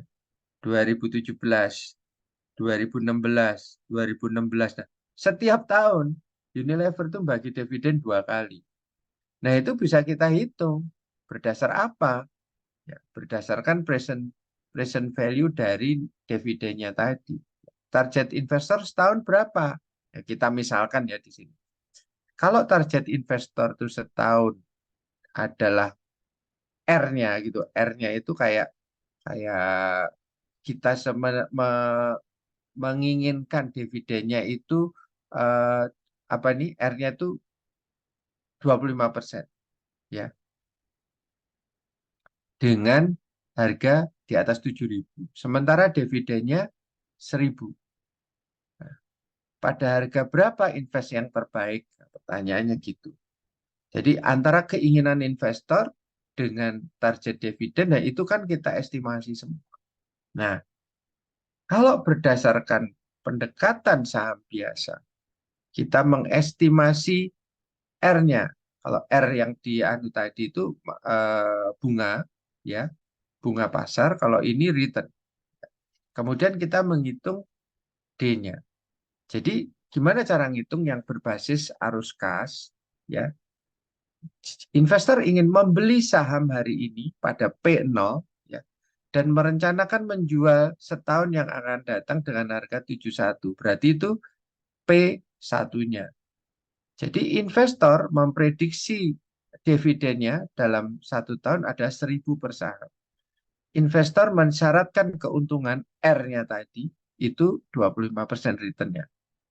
Nah, atas berapakah yang harus dibayar investor untuk membeli saham saat ini? Berarti harus mencari P0. Saya harus beli hari ini harga berapa? Nah, berarti caranya adalah 1.000 ditambah 7.000 dibagi dengan 1 plus 0,25 ini dari R yang dibutuhkan.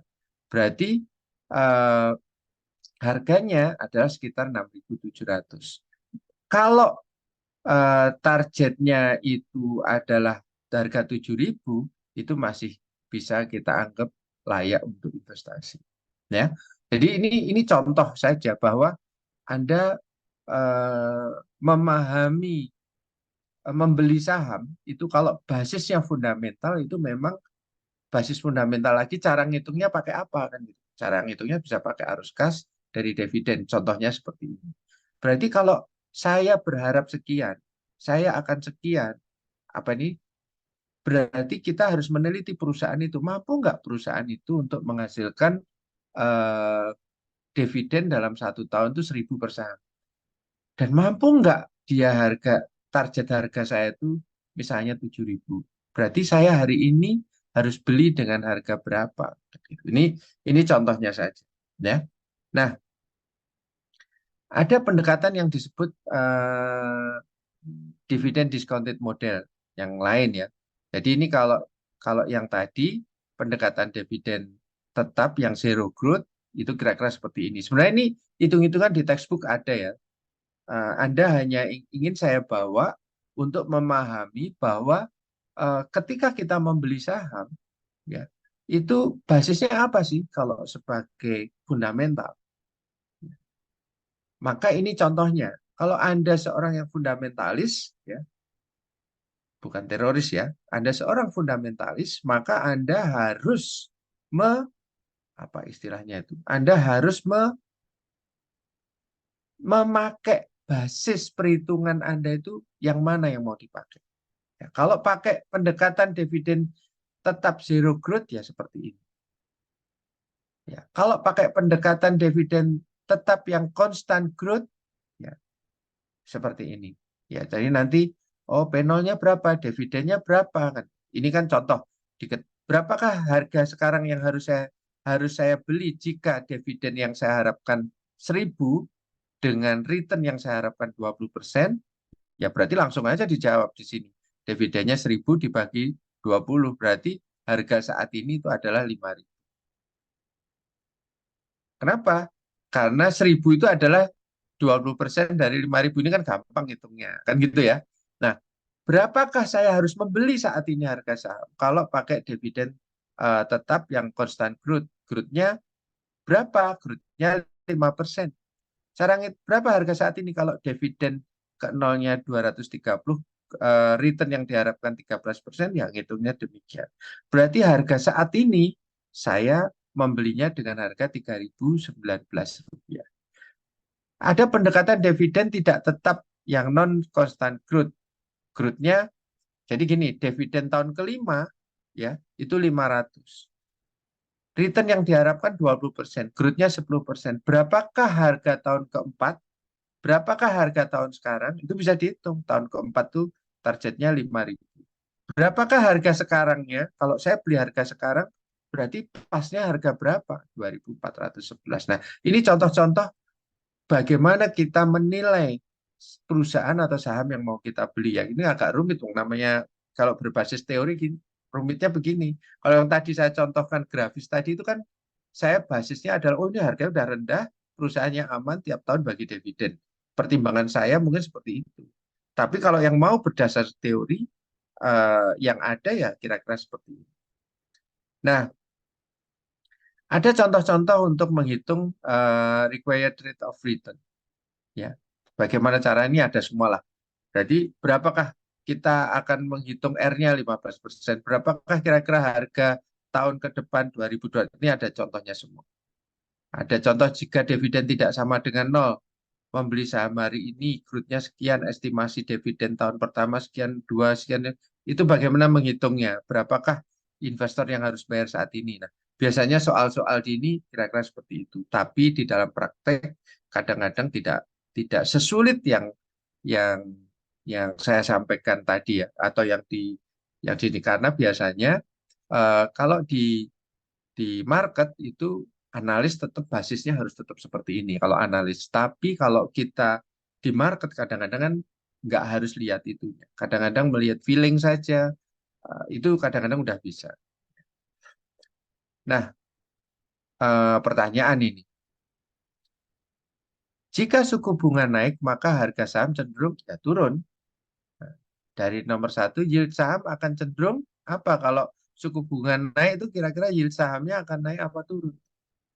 Nah, ini contohnya. Banyak faktor ketika kita membaca di market. Nah, ini yang saya jelaskan ini agak relatif textbook ya. Nanti banyak sekali investasi kalau di saham itu sekarang lebih dari 700 ya. Bahkan sampai akhir bulan depan sampai akhir bulan depan itu kurang lebih udah lebih dari 700 saham yang ada di market, yang sampai bulan depan tuh masih tersisa sekitar 20 perusahaan yang mau listing di bursa. Dan kebetulan saya insya Allah doakan tanggal 29 Desember nanti ada yang saya jadi komisaris independen di perusahaan itu juga akan listing di bursa. Nanti aja kalau sudah public expose ya, kalau sekarang kan belum ya. Nah, ini ada berbagai kelompok perusahaan, ada perusahaan kecil, besar, dan lain-lain. Ada kelompok, ada yang multinasional, ada yang national group, ya. Ada banyak perusahaan yang untung, ada banyak perusahaan yang rugi, ya. Ada perusahaan yang sahamnya liquid, ada bahkan yang tidak liquid sama sekali, ya. Dan banyak cara untuk menganalisis saham. Nah, tapi pada intinya investasi saham itu ya kalau teknikal itu lebih kepada psikologis terhadap jiwa kan gitu. Tapi kalau kita dari sudut pandang fundamental itu melihat badannya. Jadi kalau orang itu kalau Anda yang suka teknikalis maka Anda harus belajar mengenai psikologi pasar. Tapi kalau Anda fundamental, maka Anda harus bisa memilih perusahaan berdasarkan apa? Kemampuan pendapatan, mengendalikan biaya, menghasilkan laba, kemampuan mendapatkan pinjaman, kemampuan mendapatkan tambahan modal. Gitu.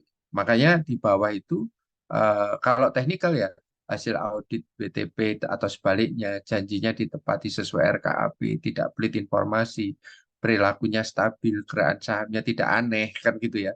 Hatinya milik publik ya, psikisnya naik turun. Ya, carilah saham seperti manusia yang telah baik dari badannya maupun jiwanya. Makanya contoh misalnya begini, saya kurang lebih minggu lalu tuh saya sampaikan eh, di saham yang tikernya tuh Agro, AGRO. Saya bilang, ini saham perusahaan mayoritas dimiliki oleh BRI, tapi harga sahamnya sekarang ini tinggal sekitar 10% dari harga tertingginya. Sekarang harganya sekitar 200-an, 2.500, 250-an. Harga tertinggi dia sekitar 2.700-an. Ada apa? Apakah BRI nggak memperhatikan atau harganya turun terus kan gitu ya? Nah, orang selama ini hampir nggak pernah memperhatikan gitu ya. Tiba-tiba ya kebetulan saya punya grup ya, grup saham-saham apa ini grup investor gitu ya. Itu mungkin sampai 15-20 ribu pengikutnya. Jadi kadang-kadang ketika kita melempar ke grup itu kadang-kadang grup langsung bereaksi. Wah ini rugi Pak, perusahaannya nggak bagus Pak, ininya gini Pak. Ada yang bilang split lah dan lain-lain. Kalau yang bilang split, dong perusahaannya nggak pernah split, berarti dia ya orang apa ini yang sok tahu aja ikut komen kan kira-kira seperti itu. Nah, seperti apa sebenarnya kita memahami atau menganalisis saham lebih detail? Jadi dalam bahasa saya ini contoh saja ya ketika saya buat karena materi ini materi contoh ya yang dulu pernah saya buat yang sebenarnya materi ini mudah untuk memahami. Jadi ketika Anda mempelajari menjadi lebih mudah. Sampai dengan 2018 kemarin. Ya, fundamental analisis itu menurut sudut pandang saya itu kesehatan badan dan kemampuan menghasilkan laba. Unilever itu sampai 2018 itu secara fisik perusahaan kayak badan gitu kalau manusia itu dia luar biasa Pak. Dan kemampuan menghasilkan labanya luar biasa. Dari mana? Dengan penjualan 31 triliun dia pendapatannya 7,3 triliun. laba bersih per sahamnya 957. Ya.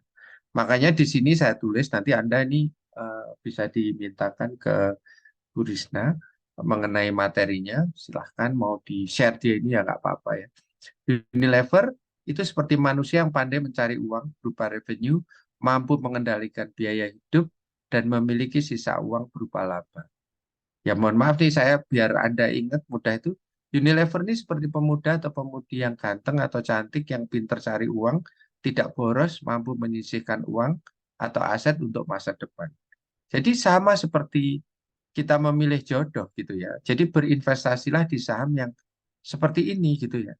Jadi harus pintar nyari uang gitu ya. Mohon maaf nih, kalau bagi yang wanita carilah suami atau calon suami yang kira-kira secara prospeknya itu pintar nyari uang lah. Kira-kira seperti itu.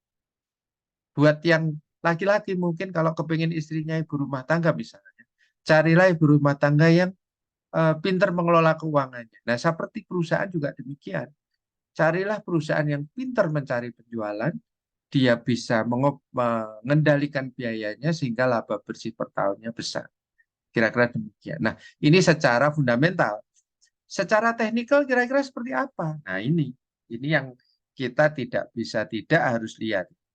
Secara teknikal ini sama seperti manusia, bahwa psikologi perusahaan yang ditunjukkan dengan harga sahamnya, even perusahaan itu sehat secara fundamental, tapi harganya bisa turun di market. Jadi kalau ada yang bilang, Pak Leo bilang Unilever itu bagus, ternyata harga sahamnya turun. Ya bisa jadi, karena apa? Pesaingnya banyak. Bisa jadi kalau persaingan. Tapi juga bisa karena faktor-faktor ekonomi, faktor politik. Gitu ya. Nah, ada apa kira-kira tahun 2018-2019 itu harga sahamnya kok turun terus? Ya, mungkin sentimen ekonomi global, lokal, tahun politik, mungkin rupiah melemah, mungkin daya beli, persaingan. Nah, kalau persaingan itu jelas. Kenapa? Karena sekarang Unilever ini disaingi oleh perusahaan-perusahaan sejenis, ya, yang banyak sehingga tidak mudah bagi Unilever untuk melakukan penetrasi. Apalagi dengan teknologi saat ini, semua orang tuh bisa jualan. Dulu misalnya sampo, bedak, sabun itu produksi mayoritas mulai orang bangun tidur sampai mau tidur, sikat gigi pun itu produknya Unilever. Sekarang enggak. Apalagi dengan teknologi ini orang biasa bisa jualan. Ada yang bikin perusahaan pasta gigi sendiri dijual online, ada yang sabun dijual online dan lain-lain. Nah, maka ketika kita membeli itu saat kapan gitu yang tadi saya sampaikan. Jadi kalau ada perusahaan bagus ketika ekonominya sedang memburuk, psikologinya jatuh, mungkin dia sedang diputus pacarnya atau lagi jengkel sama pacarnya, nah itulah ketika patah hati itu, ya ketika harganya turun ya Anda harus berani mengambil risiko. Ya, jadi ini tadi fundamental, ini teknikalnya. Nah, sekarang paduan dari fundamental dan teknikal itu apa gitu ya. Nah, ini saya contohkan di sini Unilever, harganya waktu itu 42.000 misalnya gitu ya. Nah, dalam satu hari naik 2,4, tapi dalam sampai akhir sekarang dimulai awal tahun tuh sudah minus 24,6%. Kalau satu tahun minus 14%. 3 tahun yang lalu masih plus 9%, 5 tahun yang lalu masih plus 43%. Ya, perubahannya berapa? Ya, dan seterusnya. Ini paduannya. Tertinggi berapa, terendah berapa? Ya.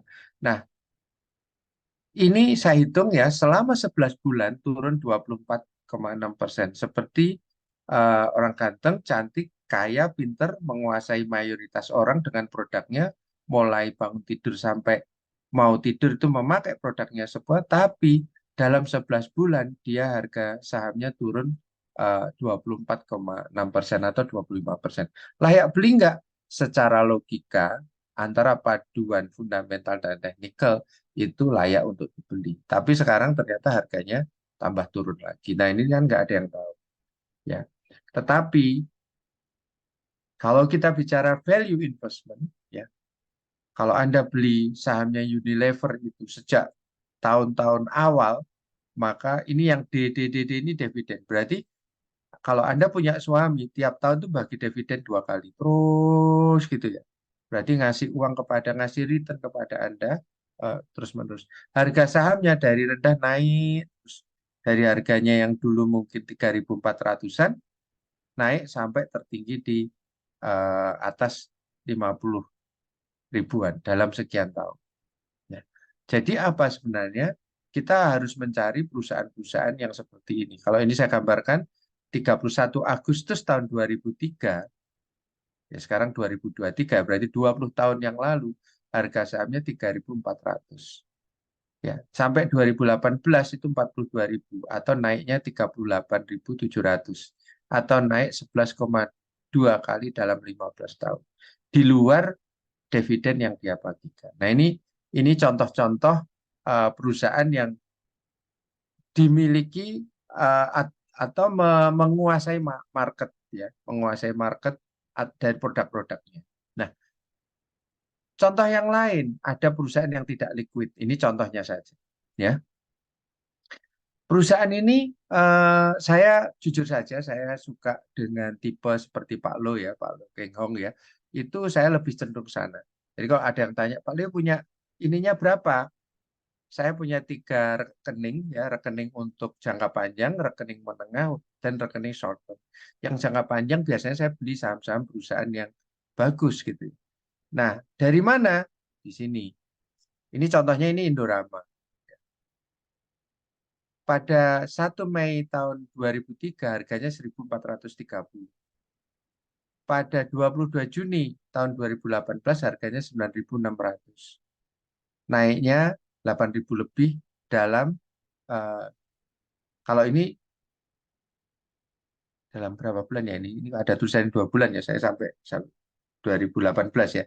Nah, info dari market harganya 3840, bayangkan harga sahamnya 3.840, laba bersih per sahamnya itu 2.400.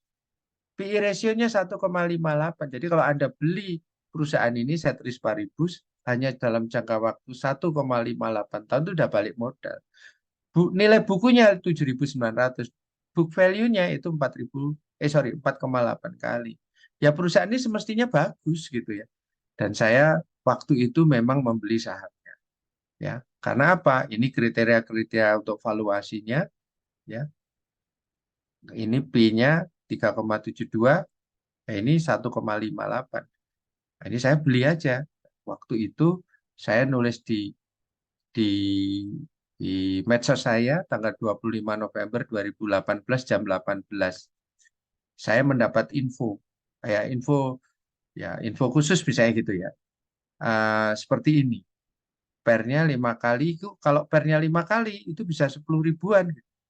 Nah, ternyata hari berikutnya ini tantang hari Minggu saya dapat infonya. Jam 9 pagi kan dibuka, jam 9 lebih 10 hari Seninnya itu naik 25%. Ya. Siap-siap beli tapi menit pertama sudah naik 25%. Nah, ini contohnya langsung naik. Dari 4 ini langsung naik hari berikutnya lagi tanggal 26 kan ini tanggal 27 naik lagi 25%. Jadi sudah nggak kebagian tapi saya sudah punya sahamnya sedikit gitu. Nah, mencari yang begini-begini itu susah. Ya, Anda sebagai investor harus mencari betul perusahaannya ini bagus apa enggak dan seterusnya. Ya. Nah, ini Indah Kiat. Ini contoh lagi, ini saya betul-betul mengalami sendiri karena saya waktu itu 2015-an itu ngajak orang nggak mau karena nggak liquid gitu ya. Harganya masih 975 sampai 1020-an lah waktu itu. Ya. Dan ternyata dia naik betul sampai harganya sampai sekitar 20.000. Nah, sekarang harganya kembali ke 8 ribuan. Ya. Ini contoh-contoh ya. Kemudian yang lain, ini adalah contoh kalau dipakai event analisis juga bisa, rumor yang terkonfirmasi. Jadi harga sahamnya semen itu 6.850 di tanggal 5 bulan Juli 2018. Tanggal 23 November itu 11.500 atau naiknya 4.675 dalam 6 bulan. Harga semen Cibinong, Holcim ya waktu itu sekian, harganya 515, tapi pada hari yang sama itu jadi 2.000. Harganya naik 1,4 atau 2,88. Dimulai dari apa rumor ini? Ya, rumor ini dimulai dari bahwa Holcim itu akan dibeli oleh Semen Gresik. Maka harga sahamnya ketika terjadi rumor saja, mulai saya garis merah ini, sampai ke sini, harga sahamnya Semen Gresik itu naiknya tajam sekali. Dari 6.800 ke 11.000. Harga sahamnya Holcim naik segini. Nah, ini adalah kita membeli informasi, ya, atau event analisis. Jadi ada event apa? Ini ada event akuisisi dan merger, ya, di merge kan. Akhirnya Holcim ini sekarang menjadi anak perusahaannya Semen Indonesia.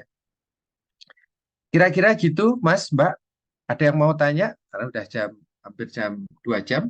Ada yang mau tanya? Silahkan. Di chat mungkin lebih baik. Halo? Halo? Apa putus ya ini ya? Halo?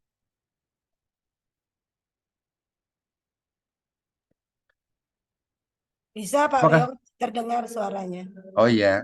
Silahkan kalau ada yang mau tanya.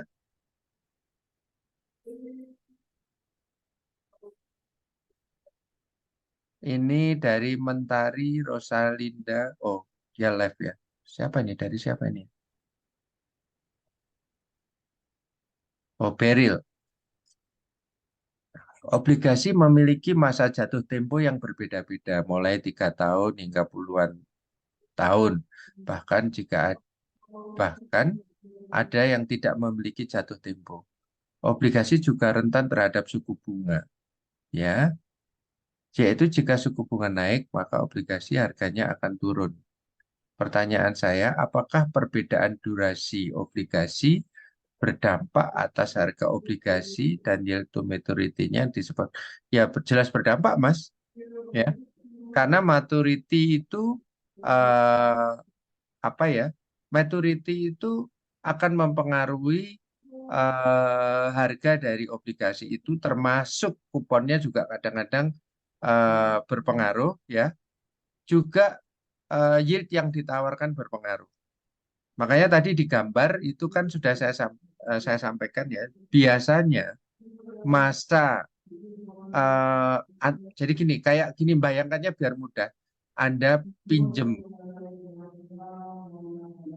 Anda pinjem sama saya 100 juta, Anda kembalikan setahun yang akan datang. Sama Anda pinjem ke saya 100 juta, Anda kembalikan 10 tahun yang akan datang, tentu akan berbeda. Apalagi ngembalikannya 30 tahun, itu berbeda lagi. Gitu ya. Jadi pasti berpengaruh terhadap yield to maturity-nya. Secara umum gitu, ya. Secara teori ya, secara teori seperti itu. Oke, ada yang lain?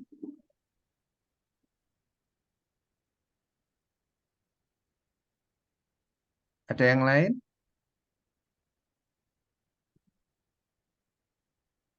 Kalau tidak ada, mungkin kita akhiri sampai pertemuan minggu depan, yang saya akan mengirim mungkin Bu Risna nanti bisa menyampaikan ke siapa ketua kelasnya yang kita bisa beri mungkin tugas ya, supaya mereka memiliki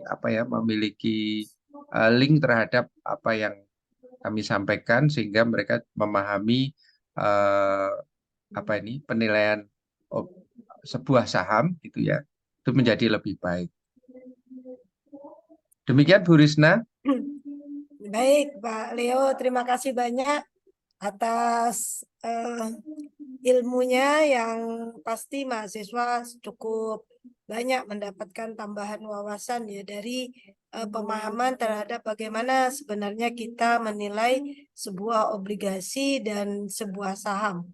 Mungkin setelah ini banyak yang tertarik ya untuk investasi nantinya. Gitu. Iya, Dan iya. Ya, tinggal sekarang karena sudah tahu bagaimana menganalisis investasi saham ataupun obligasi, nanti tinggal mempertimbangkan mana yang akan dipilih gitu ya, strategi apa yang akan dipilih. Apakah nanti akan berinvestasi di saham dengan menggunakan analisis teknikal ataukah analisis fundamental ya Pak ya?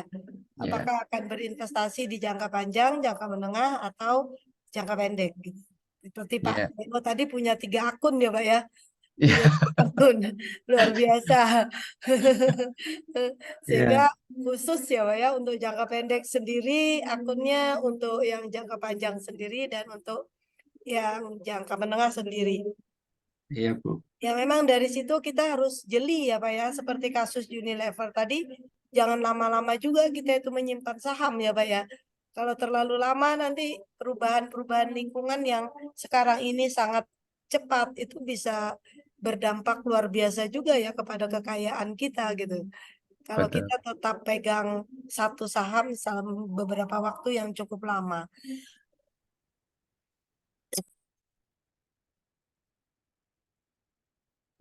Mohon maaf Pak, ini agak batuk. Iya, Baik, dengan demikian untuk pertemuan kita malam ini cukup sekian, dan terima kasih banyak Pak Leo, sudah banyak masukan tadi yang didapatkan oleh mahasiswa. Semoga bermanfaat dan kita ketemu lagi minggu depan insya Allah ya Pak ya, dalam link yang sama ya Pak ya, dan jam yang siap sama. Bu. Iya Bu. Baik. Baik, dengan demikian kita akhiri perkuliahan kita pada malam ini dengan mengucapkan hamdalah, alhamdulillahirabbil alamin. Bismillahirrahmanirrahim. Ya, assalamualaikum warahmatullahi wabarakatuh. Waalaikumsalam warahmatullahi. Oh Terima ya, kasih ini, Bu. ya, tadi apa sudah difoto ya sama anak-anak?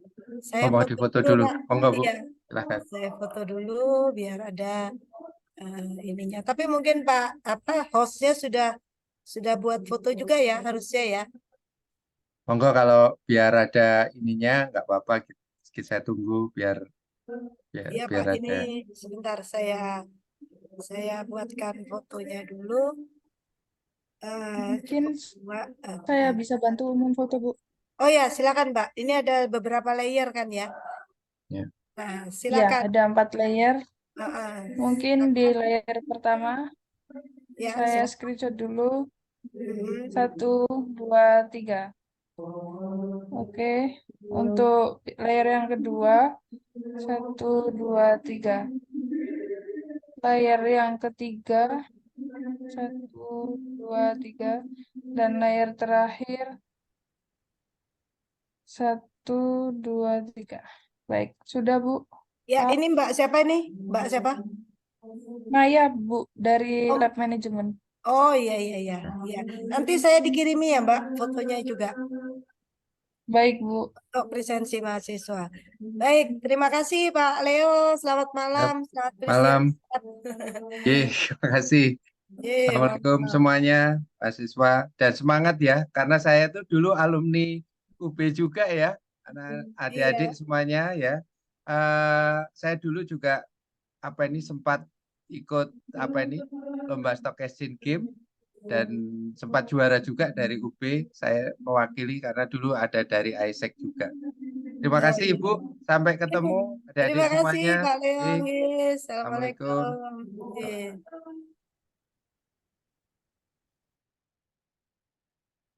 Mbak Maya, terima kasih banyak. Baik, Saya Bu Risna. Sama. yes. Ya, Bu.